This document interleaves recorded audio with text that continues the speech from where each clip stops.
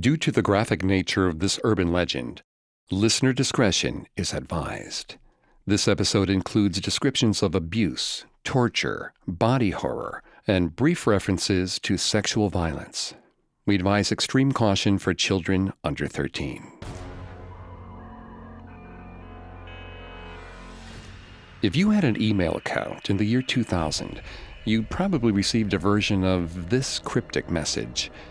If a guy by the name of Slavemaster contacts you, do not answer. He has killed 56 women that he has talked to on the internet. Please send out to all the women on your buddy list. Also, ask them to pass this on. He has been on Yahoo, AOL, Excite so far. This is no joke. And please send this to men too, just in case. Send to everyone you know. The early internet was far more slippery than it is now. It's still easy to hide behind a burner account and disappear. But in the late 1990s, the ways in which people could create false identities online weren't common knowledge. Some would use this as an opportunity to pass jokes or rumors far and wide, but others used their new anonymity to do harm. And none were as inhumanly cruel as the Slavemaster.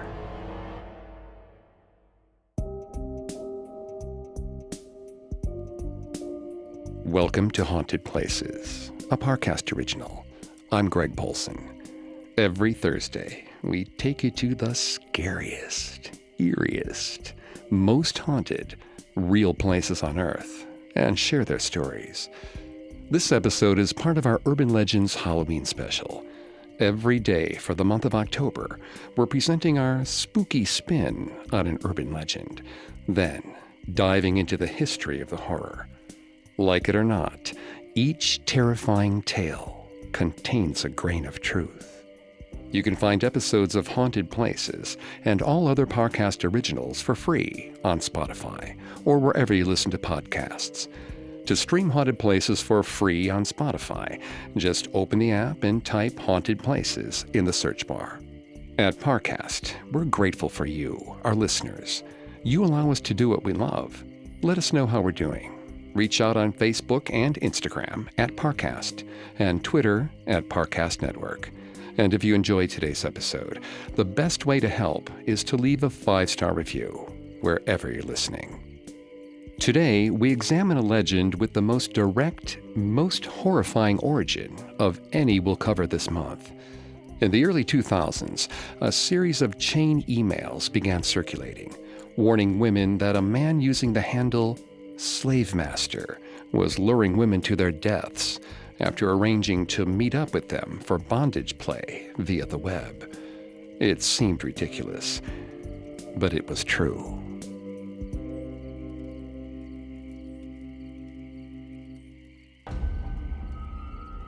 Chain emails were one of the most ubiquitous forms of early electronic communication. Some were offers of money. Some were warnings that only forwarding this email could save your family from homicidal mental patients, ghosts, or curses. Some would supposedly be from Mother Teresa, demanding you pass a painting of Jesus around the web. If you did not, your family would die. But hidden among the ridiculous warnings were some grains of sincerity.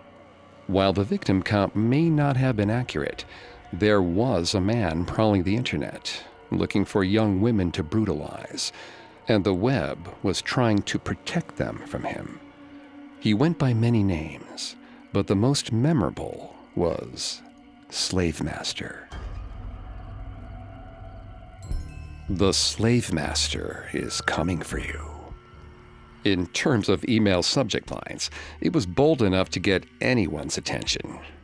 Gabe rolled his eyes the first time he saw it in his inbox. He deleted the email and forgot all about it. But it kept showing up. His mother sent it. His grandmother sent it. His great-uncle sent it. Somehow, this email kept finding its way back into Gabe's inbox, waiting to be read. Then, Betty went missing, and Gabe opened the email. Gabe's little sister always had a taste for danger. The night before she vanished, Betty had excitedly told him that she was finally going to meet the love of her life in person. They'd met online and had been emailing back and forth for months. Gabe had made her promise that she would be careful. She told him he didn't need to be afraid of the modern age. And she never came home. The police tried to find her, but missing persons cases were difficult at the best of times. They had almost no evidence to go on. Betty's history was checkered, to put it mildly. Any number of bad people in her life could have taken her, or lured her out of town. Narrowing it down seemed almost impossible, since her body had not been found yet. The investigators were frozen by infinite possibilities. Gabe wasn't about to wait around for his little sister to turn up as the teaser in a Law and Order episode. If the police couldn't help, he would find her on his own. Gabe scrubbed through Betty's life, meeting every person she talked to at her job and in her neighborhood. But he kept thinking about those emails, the ominous warnings that he got from everyone. Everyone except Betty. Gabe finally clicked on the latest email. There was a man, the email read, who liked to prey on young women through BDSM internet message boards using the handle Slavemaster. He'd earn their trust and then set up a meeting. The women were never seen again.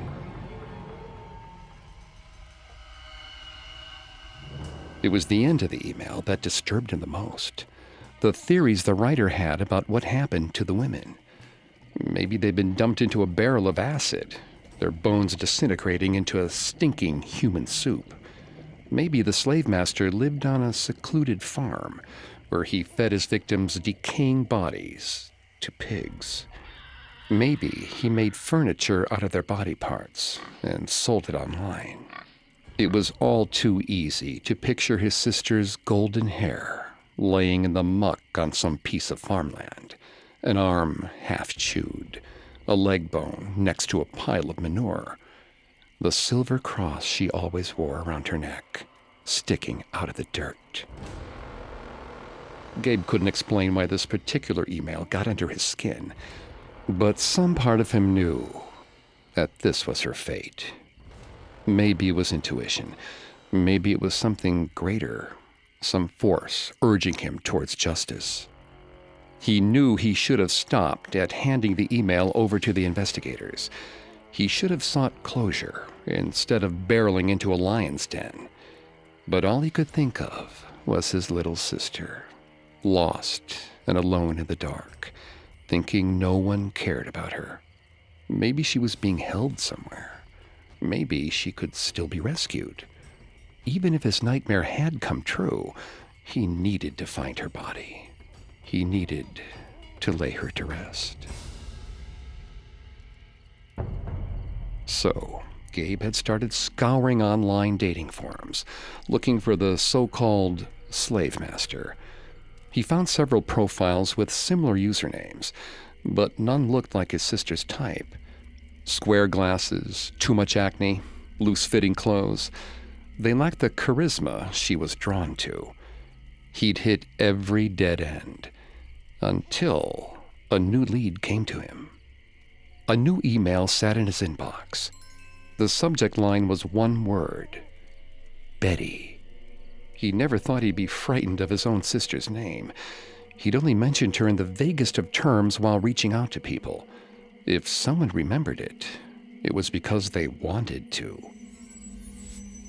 He had a strange instinct to delete the email and walk away, as if it could watch him from the screen of his Dell. But he took a deep breath and continued onward. He wasn't sure why he clicked the linked attachment first. Much like the email itself, something seemed to pull him towards the little 8-bit paperclip. It was a picture, grainy and close.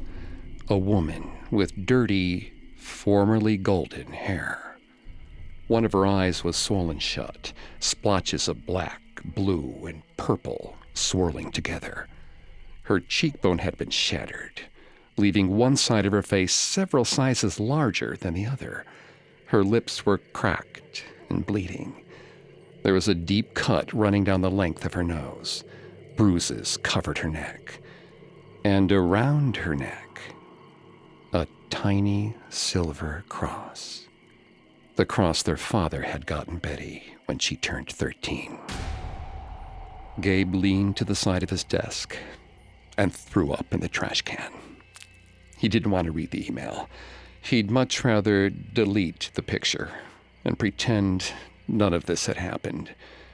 Any minute now, she'd be knocking on his door, saying she'd just been out of town for a few months, that the guy had been good in bed, but just not good for her. But he recognized her features. The birthmark on her cheek, the teeth that were not crooked enough to need braces, but crowded enough to make her look quirky. It was her. Gabe needed to know what happened to her. So, he took several deep breaths and wiped the tears from his eyes. Then, he read the email. The sender, Anthony, had just moved into a new house. He found the pictures in a bathroom drawer. He had shown them to the police, but they ignored him. She looked a bit like the picture on Gabe's flyer, so he wanted to reach out. Gabe emailed Anthony back, asking if he could visit. If whoever did this left the picture behind, they could have left another clue. Maybe he would feel Betty's presence the minute he walked in. Anthony replied almost immediately, setting up a day and time. "I'm so sorry for your loss," he'd written at the end of the email. "I really hope it isn't her." The entire house smelled like new paint. Anthony said he'd had the property for a little over a month, but there was no furniture anywhere. It hadn't felt right to fully move in until he'd figured out what happened here. Gabe tried to picture what Betty would have seen as he entered the barren living room. The carpet was old and faded. All of the floors creaked. His sister had always been afraid of big houses. Why would she have entered in the first place? Gabe asked if he could use the bathroom. Anthony pointed him down the hall, looking concerned. First door on the left, no further. He splashed some water on his face. Just the possibility of being in the space where Betty had died was too much. He could feel the sweat dripping down his back. His throat was parched. Gabe wiped his face with a hand towel. It had been cleaned recently. It smelled like pomegranate and honey, his sister's favorite perfume. He sank to his knees. He didn't want to cry here, but there were reminders of her everywhere. Somehow, he knew this was where her life had ended. His fingers clutched the plush bath mat, but something smooth stood out amongst the fluffy strands. He looked down and drew a stray lock of golden hair from the pink mop. It was the same hue as his sister's. Gabe inspected the floor, looking for any other clue. On the very bottom of the bathroom cabinet, he caught a small circle of dark red. He opened the cabinet doors and found a ring of red and brown, about bucket-sized. A few drops had made it to the very edge of the cabinet, like tiny blooms of brown watercolor. He had never seen dried blood on a surface before. Gabe stood up, slowly, considering the drawers. Betty had been here. She had been in pain here. There was so much blood. He pulled open a drawer as quietly as humanly possible. Inside were 4 severed fingers. He threw himself backward, barely holding in his vomit. He took a deep breath. He had to know. The digits were small, dainty, even delicate. One was still wearing a Claddagh ring. Gabe took a deep breath and slid the small silver circle off the swollen finger. Betty's initials were inside it. BR. She never took it off. Ever. The hair rose on the back of his neck. He was starting to understand how Betty felt when she stepped into the house. Things weren't entirely wrong, so it had been easy to come inside. Gabe put his ear to the door. Then he checked the light beneath it. There was no sign of movement. He turned the knob slowly, silently. Then opened the door 1 inch, then another. He couldn't see anyone standing in front of him. It was an old house. Old houses always felt like they held ghosts. He just hadn't realized the spirits were so recent. It was a straight shot down the hallway from an exit. He could make a run for it. He pulled the door the rest of the way open and took off running. Something hit him in the head from behind, hard and heavy. He fell to the ground. Somewhere above him, Anthony sighed.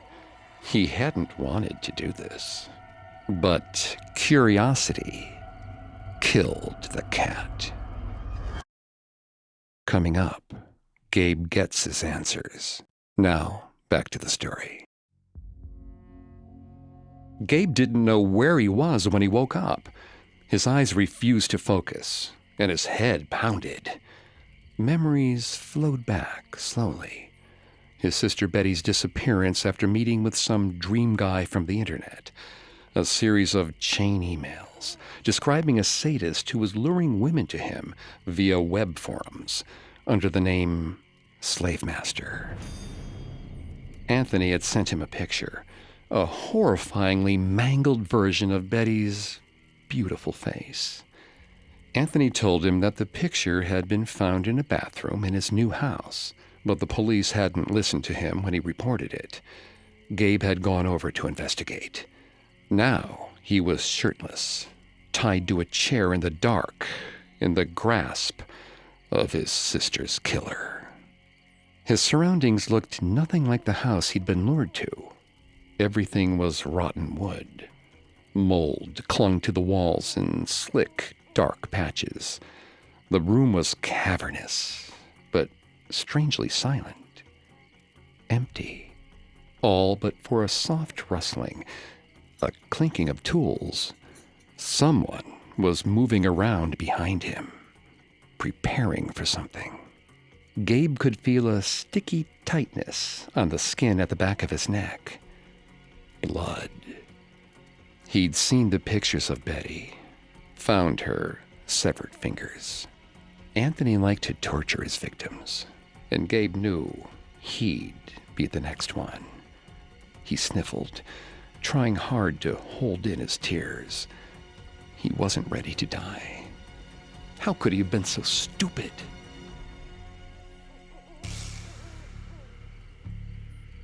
Anthony laughed from somewhere behind Gabe. He said that Betty had cried the whole time. It had gotten monotonous. But he found a way to inject a little variety into the proceedings. Searing hot pain tore through Gabe's skin. The bones in his back vibrated horribly. Just when he was sure they were about to shatter, the pain suddenly stopped. He felt drool sliding down his chin. He tried to inhale, but Anthony hit him with the cattle prod again, just beside his kidneys. His torso shook. He swore he could feel the aftershock, traveling from organ to organ, spasming his stomach, constricting his lungs, pushing bile up his throat. He screamed, he yelled, he begged for mercy. Eventually, it stopped again. Anthony said he wasn't a monster.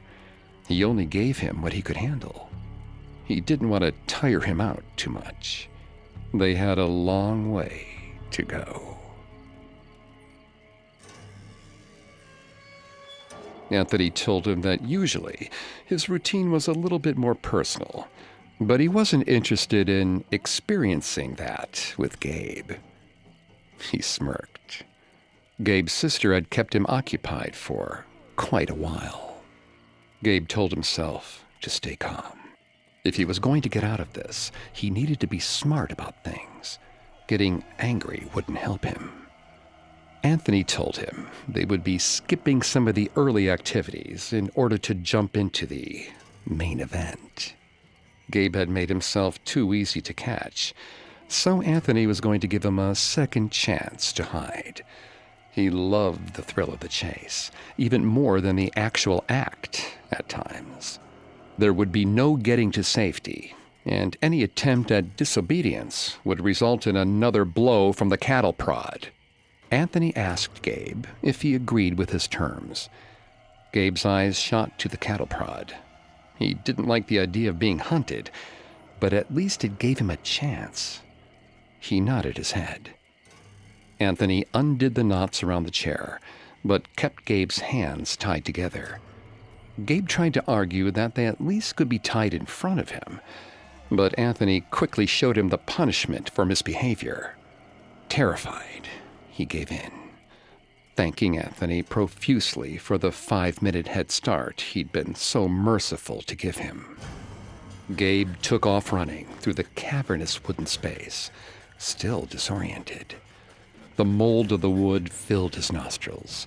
The whole place felt like it was about to come down at any moment. He found a door and pulled wildly at the handle. The smell of grass overwhelmed him as he burst from the massive, rotted barn. He looked around for any kind of shelter, but there was none. Just an empty field leading to dark woods. He picked a direction and sprinted towards the tree line. His arms were stretched painfully behind his back, but he didn't stop to try and readjust.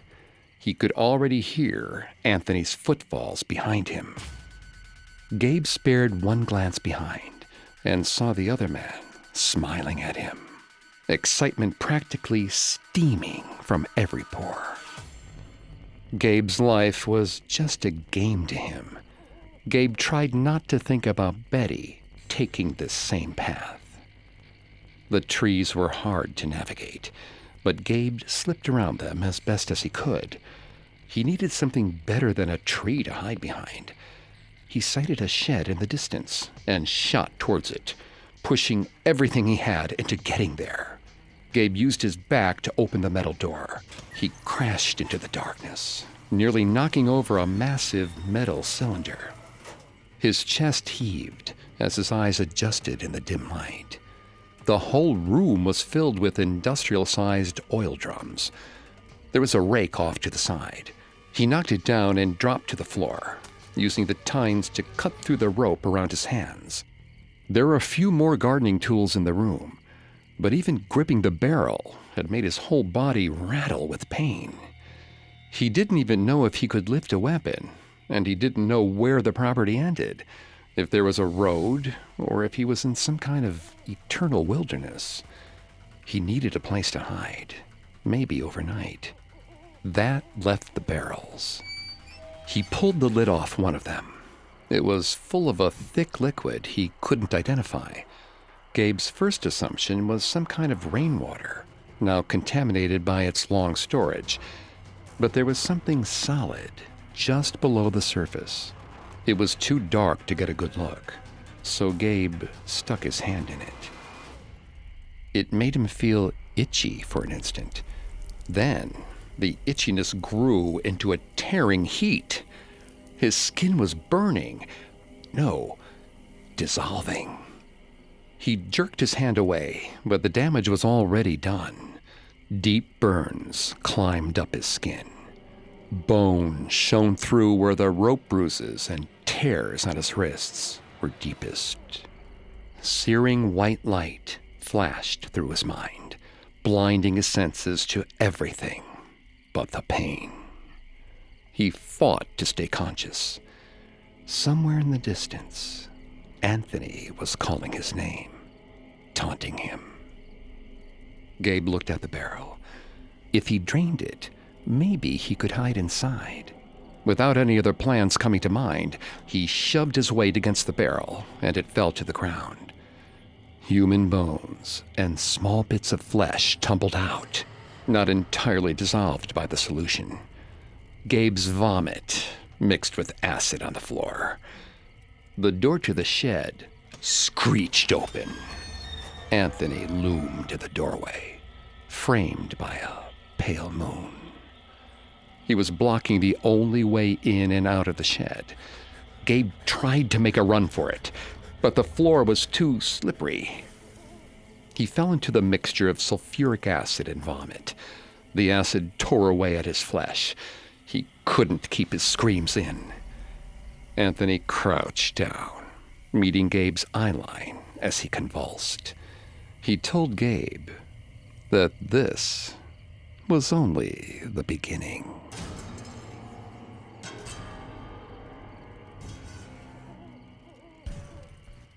The warnings in the Slavemaster chain email can read as cartoonish or overly paranoid, but the Slavemaster was a real person. On June 2, 2000, 56-year-old John Edward Robinson Sr. was charged with 2 counts of sexual assault against women he had contacted through the internet using various usernames, including Slavemaster. The women had arranged to participate in sadomasochistic encounters with him, but he escalated the scene beyond the agreed-upon terms, brutalizing them in a way that went beyond what they intended. Law enforcement discovered 2 85-gallon industrial barrels on Robinson's Kansas property. Each barrel held the decaying body of a woman, 21-year-old Isabella LaVisca and 27-year-old Suzette Troughton. Kansas authorities notified the Missouri police when they discovered Robinson-owned property in the neighboring state. The remains of 49-year-old Beverly Bonner, 45-year-old Sheila Faith, and her 15-year-old daughter Debbie Faith were discovered in a storage facility Robinson was renting in Raymore, Missouri.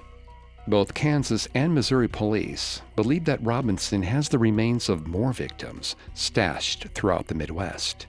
As of 2019, he's on death row in Kansas after being convicted on 8 murder charges between Kansas and Missouri. By the time he started using BDSM forums to find victims in 1994, Robinson was already a serial abuser and murderer. He isolated, victimized, and then killed several women by misrepresenting job opportunities. But when that level of fraud became too much effort, he wrote up what appeared to initially be consensual, sexually submissive slave contracts for his victims. These contracts were how he gained the trust of both Isabella LaVisca and Suzette Troughton before murdering them in 1999 and 2000, respectively. The chain email warning people to beware the Slavemaster wouldn't appear until 2000, the same year as Robinson's arrest. While it was certainly inspired by noble intentions, the chain email outlived its inspiring incident by almost a decade. As the myth outgrew its real-world origin, the username began to morph and change.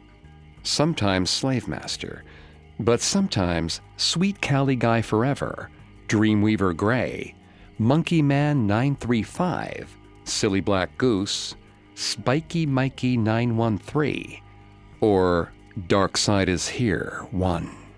The names get stranger and sillier as the email circulates. This reflects an internet troll tactic as old as the web itself, copypasta. Copypastas are bits of text or images that are copy-pasted from another source to form a non sequitur response.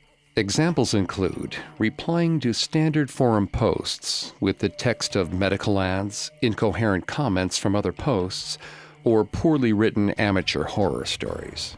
Copypastas can be visual or textual, but internet trolls frequently use the tactic to mock or undermine the emotional distress of the original poster. Some are fake, but some are not. And heartfelt statements by victims of Gamergate or other 4chan troll targets are often transformed into text memes. It should be no surprise that a chain letter meant to scare is tied to a community with a systemized lack of empathy. But even the trolls may not know the awful truth. That the Sweet Cali Guy Forever they were ironically warning people about was actually a serial killer who was unironically going by the handle Slavemaster. In a way, the evolving chain email was like ripples on the surface of a pond. The Slavemaster's horrific crimes echoing through the internet long after the original perpetrator was behind bars. The ghost of a killer stalking his old hunting grounds.